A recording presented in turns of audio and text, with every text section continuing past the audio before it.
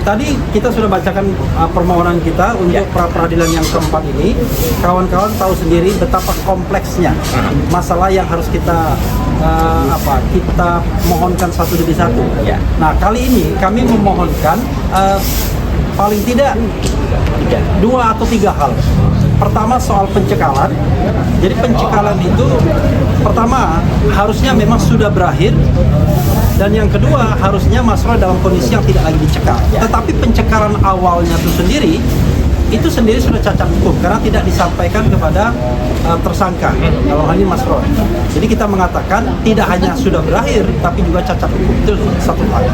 Nah, yang kedua, ada aspek-aspek formil yang sebenarnya tidak dipenuhi oleh penyidik.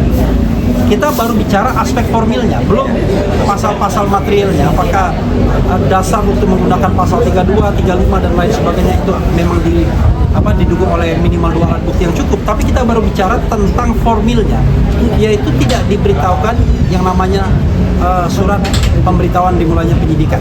Tidak disampaikan kepada Mas Roy sebagaimana harusnya menjadi kewajiban dari pihak penyidik yang diatur baik dalam putusan Mahkamah Konstitusi maupun dalam KUHP yang baru. Jadi dengan demikian maka permohonan ini sangat signifikan karena kalau dikabulkan maka status tersangka Mas Roy gugur. Status tersangka gugur. Nanti Pak Narko, Pak Mur itu nanti bisa menambahkan bagaimana konsekuensi soal ijazah dan lain sebagainya. Itu soal lain. Karena yang namanya lawyer's job adalah bagaimana membela kliennya, gitu ya.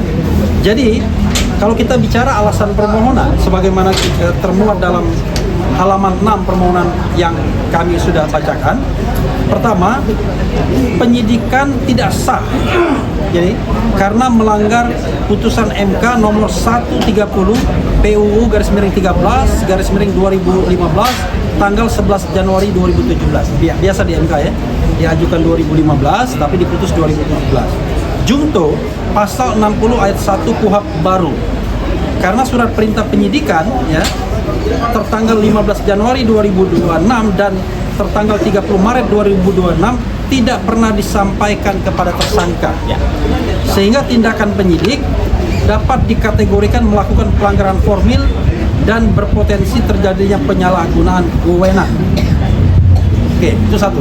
Yang kedua adalah pencekalan yang tidak sah yang diketahui berdasarkan surat tanggal 11 Desember 2025 perihal penarikan sementara paspor atas nama KRNT Roy Suryono di Projo yang telah lewat waktu dan harus dinyatakan tidak sah karena tidak pernah pula disampaikan kepada tersangka inkasu pemohon. Jadi pencekalan itu suratnya tidak disampaikan, kemudian dan sudah berakhir masanya. Ya. Nah, yang ketiga adalah penetapan tersangka tidak sah karena adanya cacat formil pada surat B7475 dan seterusnya tanggal 30 Maret perihal pemberitahuan penerapan pasal yang tidak sah karena menerapkan 2 undang-undang sekaligus. Jadi mereka tetap mencantumkan KUHP yang lama dan juga KUHP yang baru. Dan dalam konteks putusan di Pengadilan Negeri Jakarta Timur kasus Dr. Tifa memuat 2 rezim KUHP ini menyebabkan kemudian dikabulkannya eksepsi atau nota perlawanan mereka. Jadi itu yang bisa kami sampaikan. Sekali lagi, kenapa kemudian permohonan ini berjilid-jilid? Katanya banyak sekali, memang banyak sekali Pak Jenderal yang harus kita persoalkan, baik secara formil maupun secara material, baik prosedur maupun substansi. Karena kalau tidak dikoreksi melalui pra-peradilan, maka kemudian proses penyelidikan dan penyidikan yang dilakukan oleh penyidik Polda Metro Jaya dalam hal ini bisa berlangsung seenaknya dan kemudian dijadikan dasar untuk mendakwa orang, padahal ada cacat administratif, ada cacat formil, dan bahkan ada kesalahan yang sifatnya substantif. Itu yang bisa kami sampaikan. Ayah silakan menyampaikan sedikit.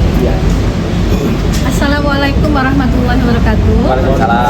Untuk rekan-rekan semua yang sudah hadir, terima kasih sekali karena sudah betul-betul membersamai kita semua dalam penegakan hukum yang berkeadilan.